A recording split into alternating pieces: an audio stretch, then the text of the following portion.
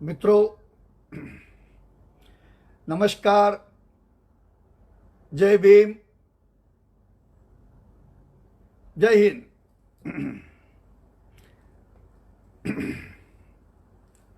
मैं कांति कुमार जैन, संपादक पोलखोल।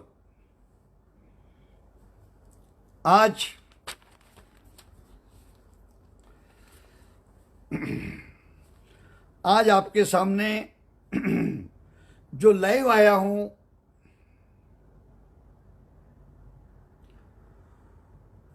आज कोरोना के बारे में मैं आपके साथ में चर्चा करने आया हूं। मैंने तो हमेशा ही कोरोना के हद तक डॉक्टर लोग कैसी मेहनत कर रहे हैं, पुलिस लोग कैसी मेहनत कर रहे हैं, डॉक्टर लोग हमारे को भगवान का रूप है, यह मैं सब बोलते आया हूं और कहते आया हूं। लेकिन इसी के साथ में कभी कभी प्लस भी, माइनस भी, निगेटिव भी, पॉजिटिव भी बातें बहुत कुछ होती है दोस्तों।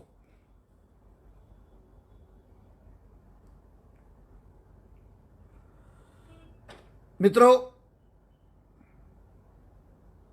हमारे पोल खोल के टीम ने 4 दिन से विस्तार से कुछ जांच की है।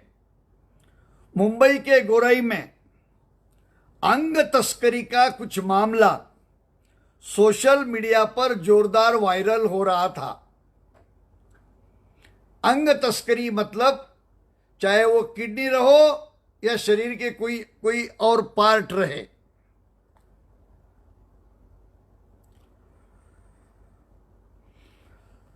लेकिन जो भी हमारे टीम ने इस बारे में पूरी इंक्वायरी किया, लेकिन ये अंग तस्करी का मामला 100% रॉन्ग निकला है दोस्तों। जो सच्चाई है, मैं सच्चाई ही आपके सामने रखूंगा।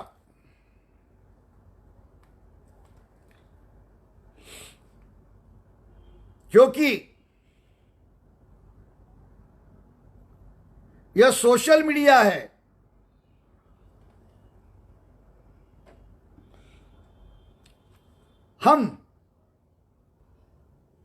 हम बिकाऊ नहीं है। सच्चाई आपके सामने रखेंगे। कहने को यहां पर बड़ी बड़ी मीडिया है और बड़े बड़े चैनलों की बात होती है, और बड़े चैनलों में क्या चलता है ये हमसे ज्यादा आदरणीय भाई साहब, बहन जी, ये आप लोग जानते हो। इसलिए मैंने जो कल की खबर निकाला वो सही खबर थी। लेकिन इस बारे में मैं कुछ बातें ही कहना चाहता हूं, क्योंकि लोगों के दिमाग में एक बात चल रही है मित्रों। वो बात यह चल रही है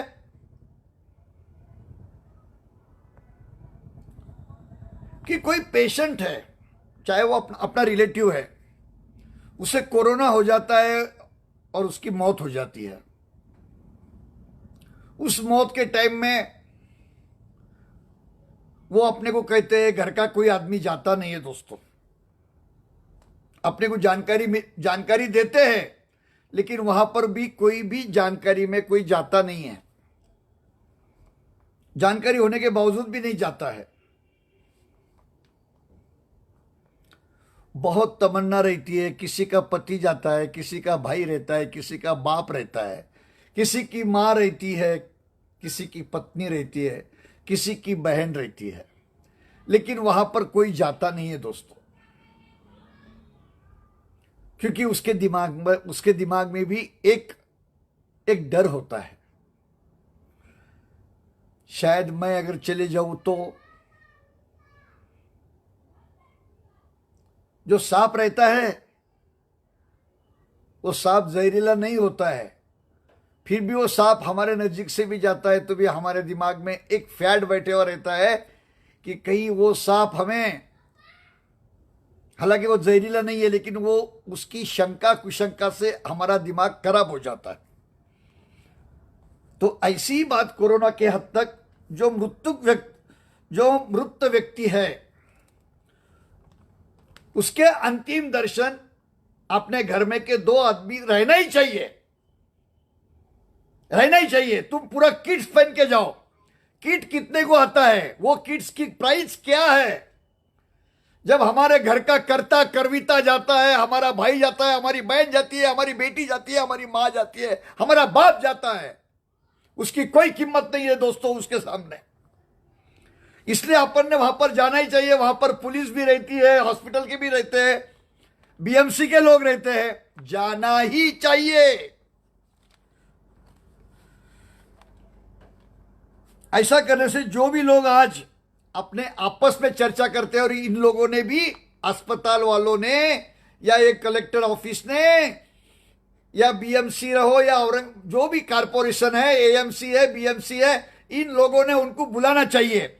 क्योंकि आज लोगों के दिमाग में बैठा है दोस्तों कि भाई वो तो मर गया है, उसकी किडनी तो नहीं निकाली है, उसका और कोई गुर्दा निकाला है, उसका और कोई भाग निकाला है। ये बहुत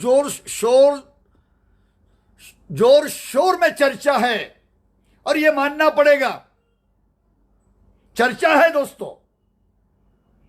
मेरा आरोप किसी के ऊपर में नहीं है, मैं आरोप नहीं कर रहा हूं, मैं तो बोल रहा हूं कि मेरी टीम ने जाके पूरा देख के आया है, पर लेकिन कोई डॉक्टर ऐसा कहीं दिखा नहीं है, इसका कोई सबूत नहीं मिला है। लेकिन बहुत चर्चा बहुत जोर में चल रही है, जो ये शंका कुशंका निर्माण हो रही है, उसके लिए दोस्तों पूर्ण विराम लगना चाहिए, इसको स्टॉप का सिग्नल लग जाना चाहिए। इसलिए वहां पर एक जो भी मौत होती है वहां पर रेवेन्यू डिपार्टमेंट का कोई एक डेप्यूटी कलेक्टर रैंक का या बड़े रैंक का ऑफिसर वहां पर होना चाहिए, उसी के सामने वो बॉडी को बांधना चाहिए और घर का मेंबर होना चाहिए। हां दोस्तों, घर का एक मेंबर हो, एक नहीं मैं तो कहूंगा 2 मेंबर होना ही चाहिए घर पे, ये कंपलसरी है। आप किट्स पहन के जाइए भाइयों बहनों, मैं आपसे हाथ जोड़ के रिक्वेस्ट करता हूं। बाद में दिल में शंका मत रखिए दोस्तों, मन जळतंय, खरंच काय केलं असेल, काही आपली किडनी काढली का, काही आपलं हृदय तर काढलं नाही ना। जो दुश्मन विचार करत नाही ते आपण आपलं मन विचार करतंय मित्रांनो। मी कळकळीने सांगतोय, खरं बोलतोय, सत्य परिस्थिती बोलतोय। मग आपल्याला त्या डॉक्टरवरती, तो डॉक्टर आपला मित्र असो, मेवणा असो, पाहुणा असो, नातेवाईक असो, किंवा आपला गुरुवर्य असो, जवळचा असो, बाहेरचा असो, लांबचा असो, तो दोस्तों घर का वहां पर जाना चाहिए। गवर्नमेंट ने भी बोलना चाहिए कि 2 लोग आइए, पूरा किट्स पहन के आइए। मैं आरोग्य मंत्री से अपील करता हूं कि ऐसा कानून निकालिए, लेटर होना ही चाहिए, आदमी होना चाहिए। अभी तो कुछ भी नहीं है,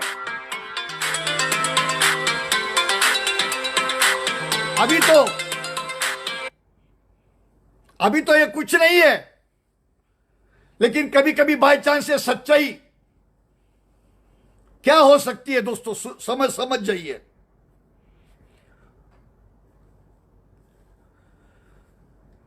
मुंबई, पुणे, औरंगाबाद, बड़े बड़े शहरों में ये चर्चा हो रही है दोस्तों, हो रही है। कोई डॉक्टर लोगों को, कई अस्पताल वालों को बुरा लगे, मैं उनसे क्षमा मांगता हूं, उसी के साथ कहता हूं, क्योंकि आप तो लंबा लंबा बिल देते हो ना, वो लोगों की आंखों में बहुत आ रहा है। लाखों रुपए का बिल देते हो और वहां पे मुझे एक बताइए, कोरोना पे दवाई नहीं निकली और लाखों रुपए बिल कैसे क्या आ रहा है अस्पतालों का, डॉक्टरों का नहीं, अस्पतालों का। कोरोना पे जब दवाई नहीं बोल रहे हो, क्या दे रहे हो तुम? कौन से टॉनिक की गोलियां दे रहे हो, उसमें किट्स, ये मास्क, अरे क्या पैसे लगा रहे हो? अरे ऊपर वाले को डरो सरकार, ऊपर वाले को डरो। लोग बहुत बहुत पागल हो गए, अतिरेक झालेला आहे। और फिर ऐसे वक्त में जब जब जब कोई एखादा नितिन नांदगांवकर निकलता है तो उसके बारे में आप लोग कुछ बोलते हैं। गरीब आदमी क्या क्या बेचेगा, उसके पास में क्या है? दोस्तों,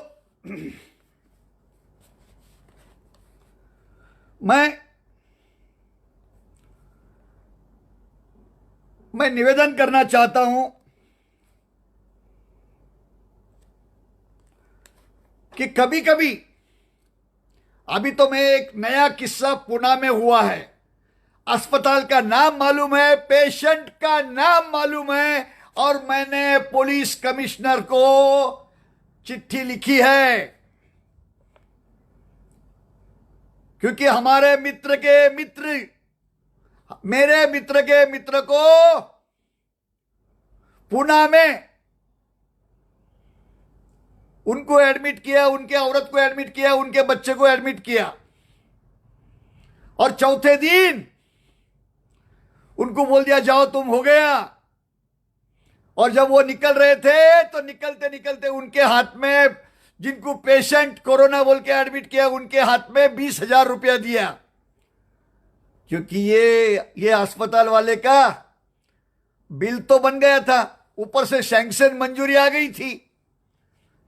सुनिए दोस्तों, सच्चाई बोल रहा हूं मैं, सच्चाई। इनको सिर्फ इनका धंधा हो गया है, धंधा, ये दुकानदारी है।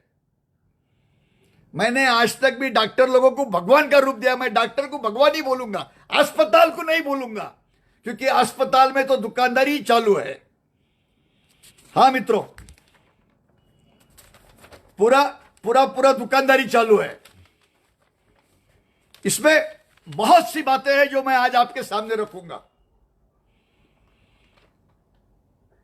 कि कैसा पैसा आता है, क्या पैसा आता है। गवर्नमेंट, महाराष्ट्र गवर्नमेंट अभी तक बोल रही है कि हमने इतना पैसा दिया।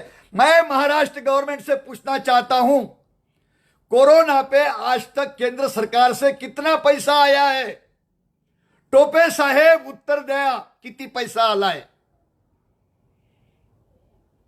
ह्या कोरोनासाठी, ज्याच्यासाठी लोक म्हणतात 1 लाख, 1.25 लाख, 1.5 लाख, किती रुपये आले? आपण आकडा सांगा, किती रुपये खर्च केले तो आंकड़ा डिक्लेयर करा। अभी तक फिगर डिक्लेयर क्यों नहीं है? क्यों डिक्लेयर नहीं है? कितना फिगर है? सब डॉक्टर, सब अस्पताल की एडजस्टमेंट है, और ये डॉक्टर लोग तो वहां पे सर्विस करते हैं। आ गया है क्या? लाया क्या? मालूमात लाया ना? अच्छा अच्छा अच्छा, अरे लाओ लाओ लाओ, मैं 2 मिनट सब्जेक्ट रोकता हूं। मित्रों, माफ करना, मैं ये कोरोना का सब्जेक्ट तो मैं ले रहा हूं, लेते लेते मेरे पास में एक ब्रेकिंग न्यूज आई है, बहुत बड़ी ब्रेकिंग न्यूज आई है दोस्तों, क्योंकि मैं कांति कुमार जैन हूं। लोकांचं काय दिसतं तसं नसतं म्हणून जग फसतं। ब्रेकिंग न्यूज आत्ताच माझ्या हातामध्ये आली आहे मित्रांनो। सध्या जी सगळी पूर्ण महाराष्ट्रामध्ये नव्हे तर देशामध्ये चर्चेचा विषय, जो चर्चा की बात चल रही है, वो है सुशांत सिंह। उस बारे में एक ब्रेकिंग न्यूज आई है। अर्णव गोस्वामी, अब वो मैं उसको अर्णव गोबर बोल रहा हूं, लेकिन मैं अर्णव गोस्वामी, इसके बारे में एक ब्रेकिंग न्यूज है। यह बड़ा ब्रेकिंग न्यूज देता है तो आज कांति कुमार जैन भी दे रहा है। टीवी वाले को दूसरी कोई खबरें नहीं है, और ये खबरें जब चलाने में है, कल सबसे पहले मैं हिंदुस्तान के प्रधानमंत्री नरेंद्र मोदी साहब को मैं वंदन करता हूं मैं नमन करता हूं। प्रभु रामचंद्र जी को तो है, मेरा नमन है, लेकिन मैं मोदी साहब को भी करता हूं, क्योंकि काल सोन्याचा दिवस होता। आणि आता म्हणून आता ती भी मैं ब्रेकिंग न्यूज दे रहा हूं। ये जो कह रहा है, ये अर्णव गोस्वामी कह रहा था कि मैं सच्चाई के लिए कर रहा हूं, मैं सच्चाई के लिए कर रहा हूं। आत्महत्या है या खून है, आत्महत्या है या खून है या मर्डर है। खून म्हणजे मर्डर, मला जरा मराठी जास्त येत है। तो दोस्तों, अर्णव गोस्वामी के वजह से एक मां और बेटे ने आत्महत्या किया है 2018 में। मित्रों सुन लीजिए, ये अर्णव गोस्वामी की वजह से मां बेटों ने आत्महत्या कर लिया है दोस्तों। इसका अर्णव गोस्वामी का रिपब्लिक टीवी न्यूज चैनल, इसका स्टूडियो का काम चल रहा था। मैंने कोरोना का सब्जेक्ट रुकाया है, मैं बोलूंगा, लेकिन ये मेरे लिए ब्रेकिंग न्यूज मैं आपको दे रहा हूं। इसका रिपब्लिक टीवी न्यूज चैनल का स्टूडियो का काम 2018 में चल रहा था, और इसका काम श्रीमान अन्वय नाइक ये काम कर रहे थे, और उनके लाइफ का ये लास्ट प्रोजेक्ट था। अन्वय ये इंटीरियर डिजाइनिंग के काम करने वाली हस्ती थी। ये मीडियम क्लास वाला आदमी था। उन्होंने पूरा काम कर दिया, अर्णव गोस्वामी जी का इन्होंने पूरा काम कर दिया। उसके 83 लाख रुपीस, 17 लाख कम 1 करोड़ रुपया। सुन लीजिए दोस्तों, 17 लाख रुपया कम 1 करोड़, ज्याला मराठीमध्ये 83 लाख रुपए म्हणतात, उतना पेमेंट हुआ। वो पेमेंट के लिए अर्णव जी के साथ में और कोई 2 लोग थे, उनका नाम भी मेरे पास अभी आया नहीं। ऐसा ही वो नाम भी अपने पास में कल तक तो आ ही जाएगा। तो वो पेमेंट दिया नहीं। उन्होंने बार बार अर्णव गोस्वामी जी को बोला कि ये हमारा पेमेंट दे दो, मैं देता हूं। उन्होंने पेमेंट दिया नहीं। तो अर्णव गोस्वामी पेमेंट नहीं दे रहा है, और इनको अपने लेबर और कर्मचारियों के भी पैसे देना है, दुकानदार के भी कोई पैसे देना है। ये अन्वय नाइक एकदम बेहद परेशान हो गए दोस्तों। तो अन्वय नाइक और उनकी मां का नाम है कुमुद नाइक, इन दोनों ने आत्महत्या किया दोस्तों, आत्महत्या। और वो आत्महत्या क्यों कर रहा है? यह सुसाइड नोट लिख के रखा है, यह सुसाइड नोट लिख के रखा है दोस्तों। और फिर ये अन्वय नाइक की औरत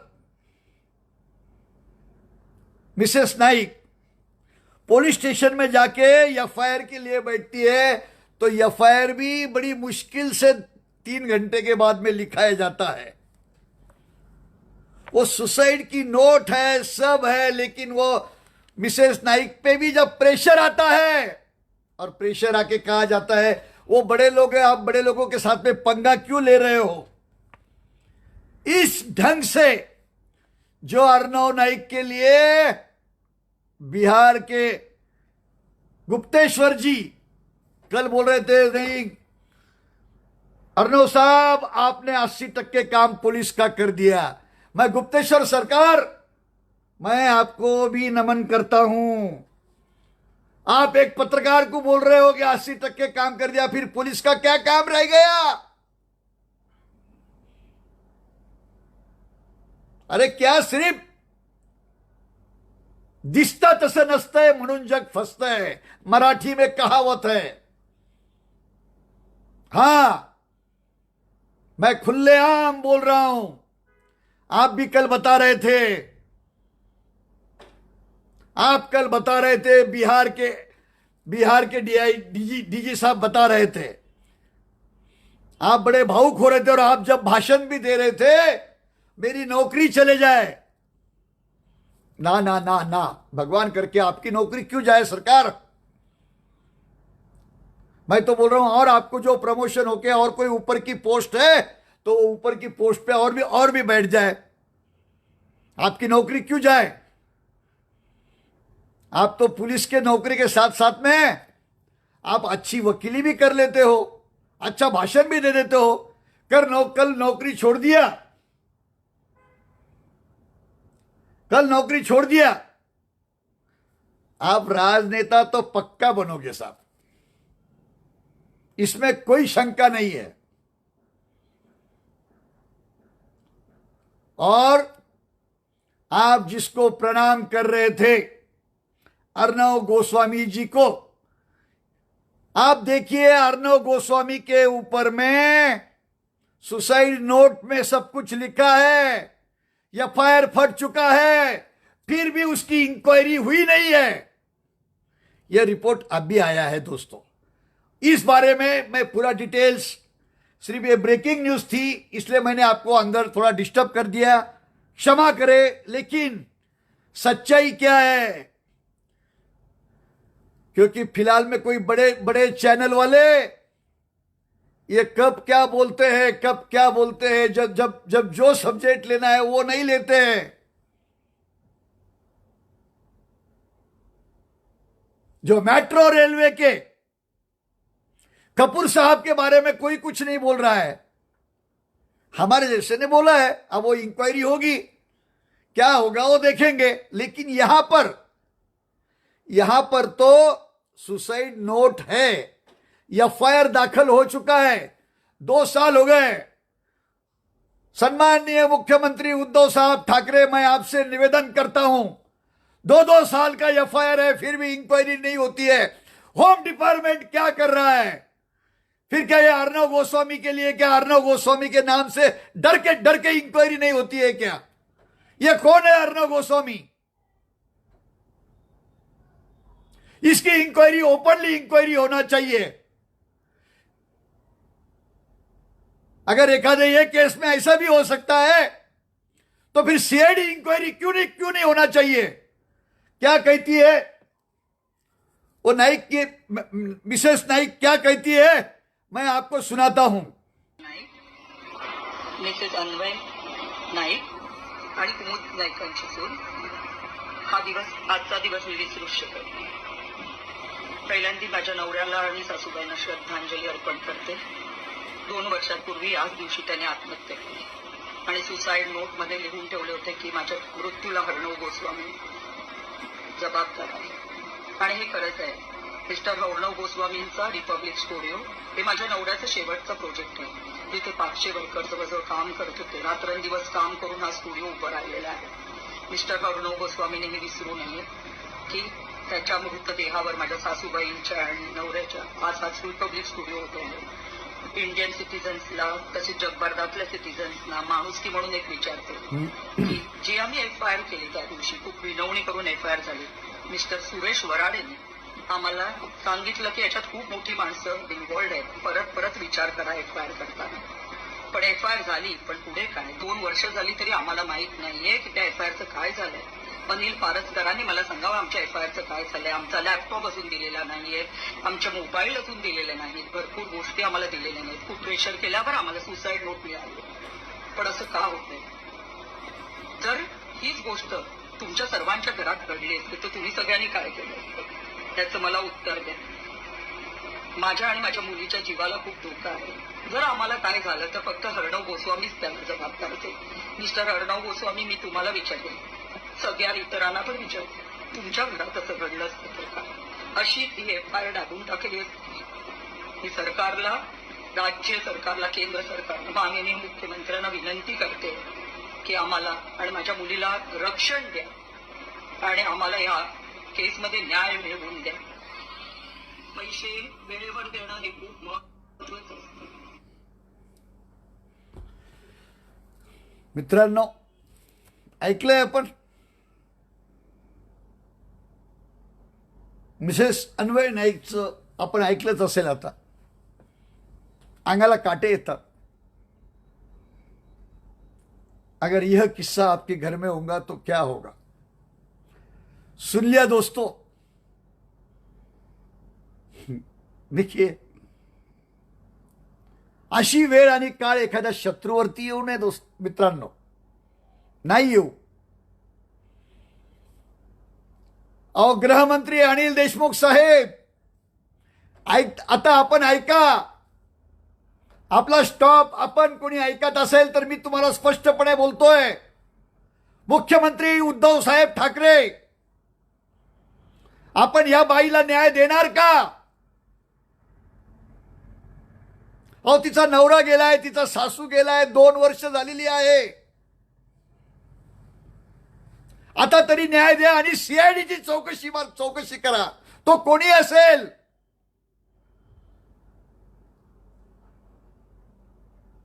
दूर दूर पर्यंत कुठे काही नसताना फक्त रिपब्लिक चॅनलवरती फक्त एक विषय इतक्या दिवसापासून वाचतोय. आणि इथे मात्र सुसाइड नोट आहे. सुसाइड नोट है. तर मित्रांनो, माननीय मुख्यमंत्री, माननीय गृहमंत्री, माननीय गृह सचिव नसता आता आमच्यासारखा व्यक्तीही जनहितार्थ याचिका दाखल करून विचारू शकतो की या केसच्या बाबतीमध्ये काय आहे. स्पष्टपणे माझं चॅलेंज आहे महाराष्ट्र सरकारला, याच्यावरती मिसेस नाईकला न्याय मिळालाच पाहिजे. आणि याचं डिटेल्स अजून मी आपल्या समोर देणार आहे. मित्रांनो, क्षमा करा, आपला विषय कोरोना होता. तर अशा प्रकारे कोरोना पॉझिटिव्ह, निगेटिव्ह हे जे काही होतंय हे सगळं समोर आलंच पाहिजे, कशा पद्धतीने आणि काय आहे. मित्रांनो, आता कोरोनाची संख्या शहरात कमी झालेली आहे आणि ग्रामीणमध्ये जरा कोरोनाची वाढ होत आहे. मित्रांनो, हे तुम्ही लक्षात घ्या. शहरामध्ये म्हणजे उद्या मुंबई असो, पुणे असो, नागपूर असो, औरंगाबाद असो, तिथे तुम्हाला संख्या कोरोनाची कमी दिसते. मित्रांनो, एक समजत नाही, सरकारच्या ठिकाणी आज दिवशी जिथे कोरोनाची जर चेकिंग केली तर ती पॉझिटिव्ह येते.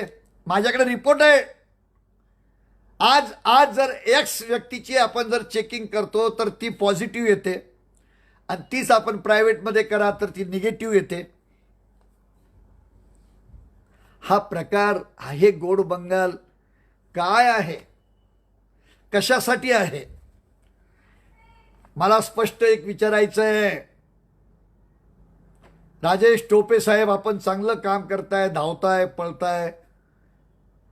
टोपे साहेब, आपल्यावर दुःखाचा डोंगर कोसळलेला आहे. आई साहेबांचं नुकतंच निधन झालेलं आहे. आम्ही आपल्या दुःखात सहभागी आहोत. पांडुरंग आपल्याला हे दुःख सहन करण्याची शक्ती देव आणि माझी आई साहेबांना माझी भावपूर्ण श्रद्धांजली आहे. परंतु आज इथे किती लोक जात आहेत हो. मला एक या महाराष्ट्र शासनाला विचारावं वाटतंय की एका रुग्णावर शासन किती खर्च करतोय, काय काय करतोय, कसं करतोय, हे जरा जनतेला माहीत पडू द्या ना. सरकारने त्याचा आकडा तरी डिक्लेअर करावा की एका रुग्णासाठी इतक्या पद्धतीचा खर्च होतोय. बरं, जेव्हापासून कोरोना आला, जेव्हापासून केंद्र सरकार निधी देतोय. आतापर्यंत महाराष्ट्र सरकारकडे किती निधी आलाय? माझा स्पष्ट मेरा खुला सवाल है कि अभी तक महाराष्ट्र सरकार के पास में किती पैसा आलेला आहे? यांनी ओपन करावं ना. आकडा का सांगत नाही? काय गोड बंगाल आहे हे? आकडा सांगायला पाहिजे. महाराष्ट्रात कोरोनाच्या नावावरती निधी आतापर्यंत किती आलाय? पर पर्सन निधी किती आला आहे? त्यापैकी खर्च किती झालेला आहे? ही आपण एक प्रेस कॉन्फरन्स घेऊन डिक्लेअर करा ना.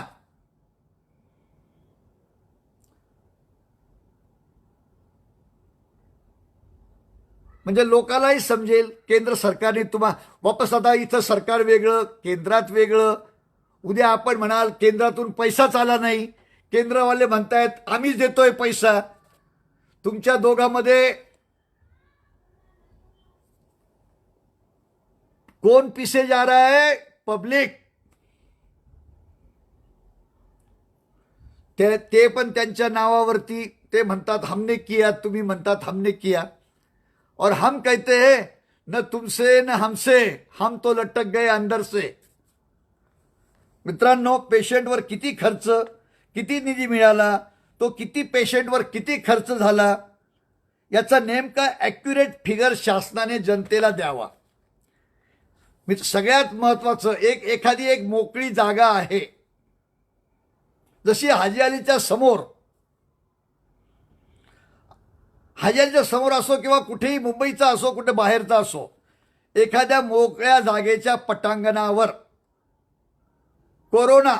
कोविड-19चे तुम्ही जर सेंटर तयार केले, त्या सेंटरवरती 50 बेड समजा, 100 बेड असो, 500 बेड असो, तर भाई 50 बेडवर एवढा खर्च केला, 100 बेडवर इतका खर्च केलाय, 500 बेडवर इतका खर्च केलाय. आणि संपूर्ण कोविड सेंटरवरती, जो कोविड सेंटर म्हणजे कोणता मित्रांनो? जो टेम्पररी बनवलेला आहे तो. मग तिथं किती खर्च केलाय? आमच्या काही कानावरती माहिती आली आहे.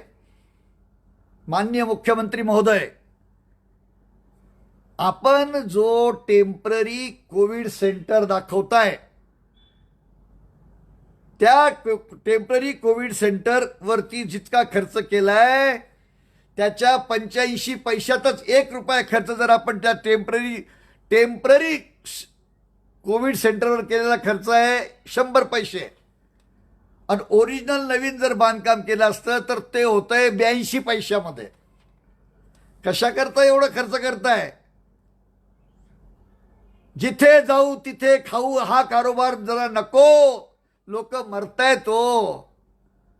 मेलेल्या मुर्द्यावरचं टाळूचं लोणी सुद्धा काढायला कमी नाही करू लागलेत आता. काय काय चाललंय, कसं कसं चाललंय, कुठं चाललंय. एक पेशंटला ऍडमिट करतात, त्याच तेथे त्या सेंटरमध्ये त्याला खायला काय देतात मित्रांनो? 2 वेळेचं जेवण. त्या जेवणामध्ये बी कुठे कुठे आळ्या निघतात, किडे निघतात. एक नाश्ता. बरं, ते जेवण तरी काय आहे?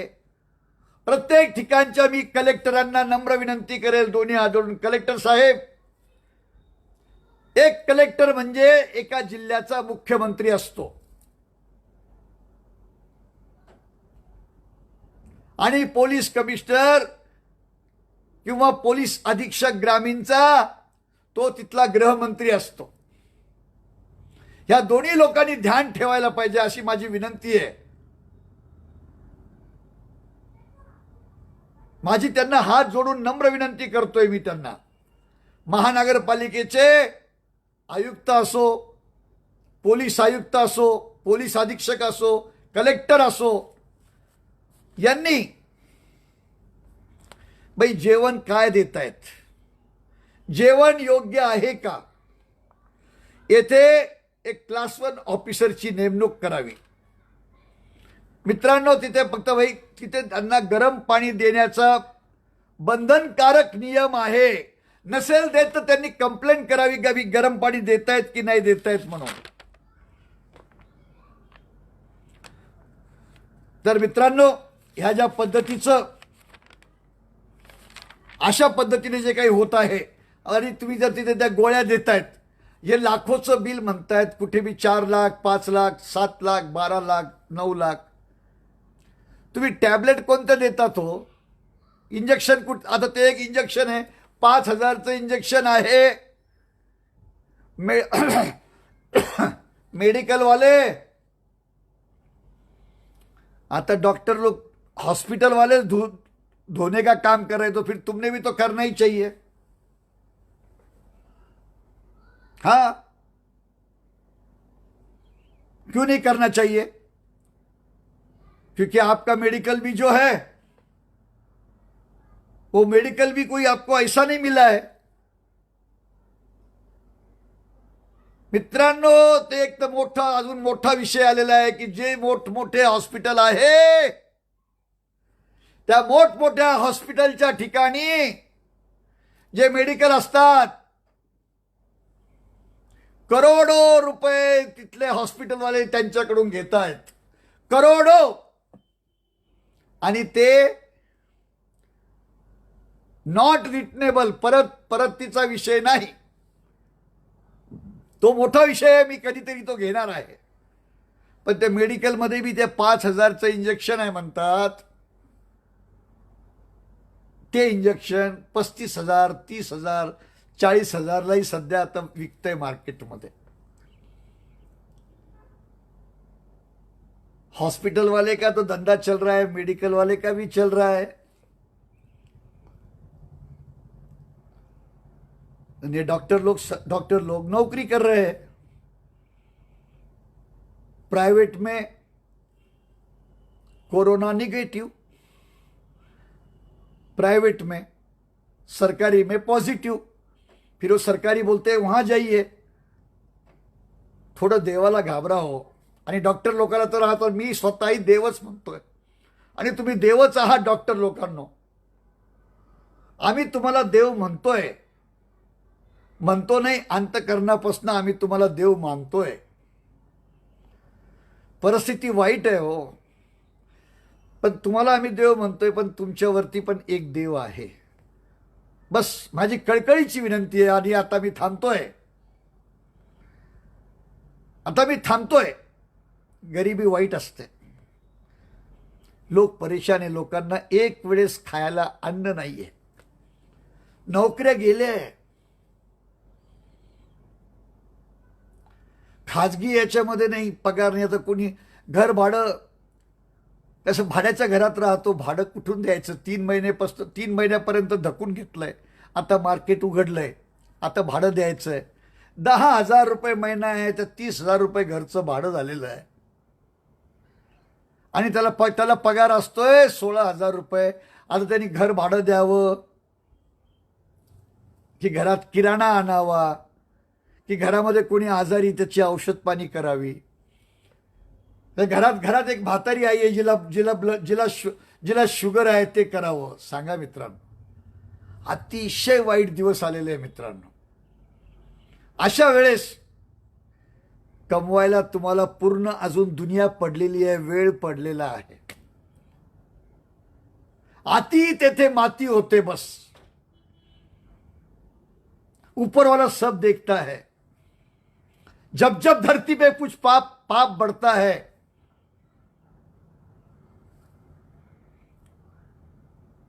हो मित्रांनो, विचार करा. अरे कुठे आमचा भारत देश, कुठे तो पाकिस्तान? आमच्या एका महाराष्ट्र राज्य एवढा तो पाकिस्तान नाही. तो आम्हाला काय दम देतोय? पण हे सगळं का घडतंय माहितीये? हे पाप है, हे पाप है. यहां करो यहीं भरो. वो पाकिस्तान की क्या हिम्मत है जो हमको दम देगा? वो तो है अभी मोदी जी, है तो है. जोर का झटका धीरे से लगे. चला मित्रांनो, माझा आजचा व्हिडिओ काल काल माझा परवाचा जो व्हिडिओ होता अर्णव गोस्वामीच्या बाबतीमध्ये मला प्रथमतः 10,000 युजर्स मिळाले. मी त्यांचा फार फार आभारी आहे. असंच आपलं प्रेम राहू द्या. और मैं सत्यमेव जयते, मैं सच्चाई आपके सामने रखूंगा. ये जो है बड़े बड़े, ये तो क्या है, वरून कीर्तन आणि आतून तमाशा आहे. दिसतं तसं नसतंय, म्हणून तुमच्यासारखे लोक फसताय. चला मित्रांनो, आजचा माझा व्हिडिओ कसा वाटतोय, माझ्या पेजवर जाऊन लाईक करा, शेअर करा आणि आपल्या कॉमेंट्स पण करा, विसरू नका. आज बघितलं, हम सच्चाई के लिए, आज अपनी अच्छा सा सब्जेक्ट चल रहा था कोरोना का, लेकिन फिर भी मैं रुक गया कि क्या है, लोगा सांगे ज्ञान, स्वतः मात्र कोरडे पाषाण. काय आहे अर्णव गोस्वामी, अरे काय ओरडतो, काय बोलतो कि सुशांत सिंह की आत्महत्या है, नहीं है, मर्डर है. अरे पहले तूने क्या किया है, ये महाराष्ट्र को जवाब दे. और तू कल कहता है कि कोई तो भी है जिन्होंने कहा है कि महाराष्ट्र में क्यों रहते हो. हमने क्या कहा था, आज भी हम हमारे जबान पे पक्के हैं. हमारा कहना यह है कि सच्चाई पे चल, सच्चाई से बात कर. अगर तेरे में जवाब, तेरे में बहुत बड़ी पत्रकारिता है और तू खुद को बड़ा सत्यमेव जयते वाला बोलता है, तो बता दे ये माँ बेटे ने आत्महत्या क्यों किया था. लोगों के पास एक उंगली दिखाता है, खुद के पास 4 उंगली रहती है. अर्णव, ये महाराष्ट्र है, अभी भी हम बता रहे हैं, सच्चाई पे चलो. जीत सच्चाई की होती है, लेट पण थेट. चला मित्रांनो, धन्यवाद. जरूर माझा व्हिडिओ लाईक करा, शेअर करा आपल्याला आवडला असेल तर. आणि परत भेटूया, परत लवकरच भेटूया एक नवीन विषयासोबत. धन्यवाद, नमस्कार, जय भीम, जय हिंद, जय हिंद, जय हिंद.